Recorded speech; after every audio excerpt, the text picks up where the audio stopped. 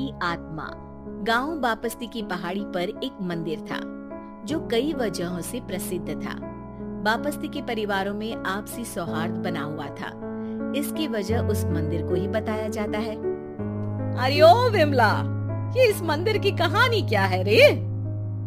अरे ये मंदिर इस गांव के लिए बहुत ही शुभ है। अरे शुभ तो है, तो फिर भी लोग इस मंदिर से दूर क्यों रहते हैं? ये इतना वीरान क्यों रहता है?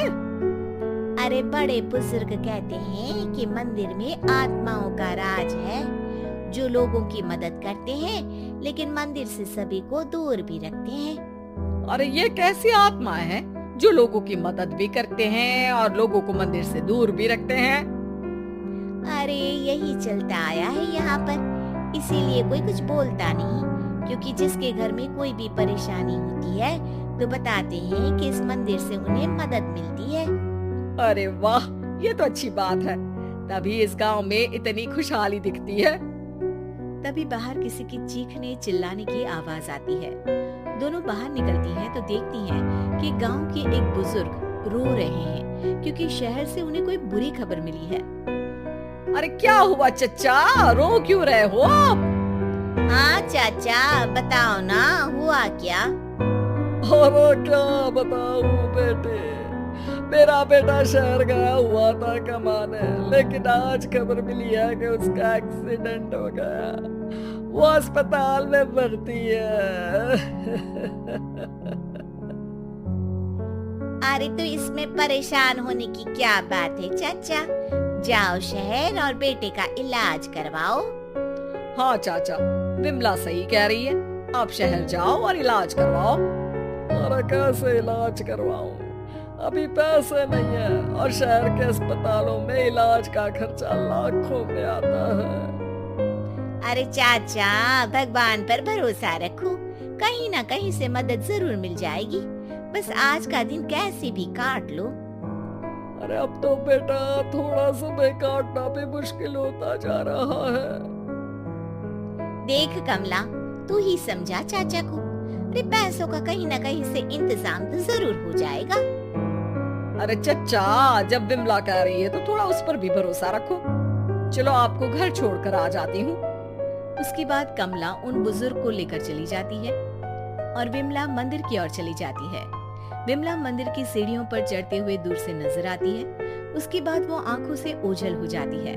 उसी रात उस बुजुर्ग के घर के बाहर एक थैला रखा हुआ मिला। बुजुर्ग उस थैले को देखते ही चौंक पड़ा, क्योंकि उसमें 5 लाख रुपए रखे हुए थे। वो बुजुर्ग सुबह दौड़ा दौड़ा गांव के दूसरे बुजुर्गों के पास गया। अरे मंगल भाई सुनो, मेरे घर के बाहर ये पैसों से भरा बैग रखा हुआ मिला है। अरे किसका है ये भाई? अरे भैया, मुझे क्या पता। तभी उधर से कमला और विमला निकलती हैं। अरे बेटा सुन तो, देख ये क्या रखा हुआ था मेरे घर के सामने। कमला और विमला हैरानी से देखती हैं। अरे वाह, देख विमला, तूने कहा था ना कि कोई ना कोई मदद जरूर करेगा। अरे भगवान सबकी मदद करते हैं, ये पैसों की मदद भी भगवान ने ही भेजी है। और क्या। अब चच्चा सोच क्या रहे हो, शहर जाओ और बेटे का इलाज करवाओ। ठीक है बेटियों, जो तुम कहो। चलो निकलता हूँ शहर बेटे का इलाज करवाने के लिए। अरे विमला, एक बात तो बता, ये इन्हें मिले तो कैसे मिले पैसे? अरे मैं ना कहती थी कि ये मंदिर सबकी मुसीबतों में मदद भेजता है। अरे वाकई बड़ी पुण्य आत्मा है मंदिर में। सो तो है, लेकिन उनके बारे में लोगों को कम ही पता है। अच्छा, और तुम्हें क्या पता है? जितना पता था वो तो बता दिया। ना रे ना, मैं नहीं मानती, तू कुछ तो छिपा रही है। अरे कुछ ना छिपा रही, जो पता था वो बता दिया। मंदिर से लोगों को मदद मिलती है, बस इतना ही पता है। ठीक है बाबा, अब नहीं पूछूंगी। इसके बाद उसी रात कमला चुपचाप अपने कमरे से निकलती है और मंदिर की ओर चल पड़ती है। कमला धीरे धीरे मंदिर के दरवाजे पर पहुंचती है।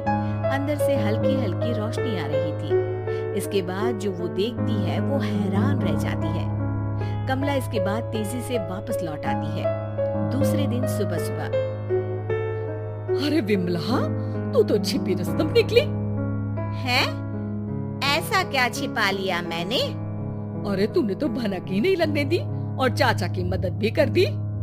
हैं? ये क्या कह रही हो? ऐसा कैसे कह सकती हो तुम? मैंने कोई मदद नहीं की।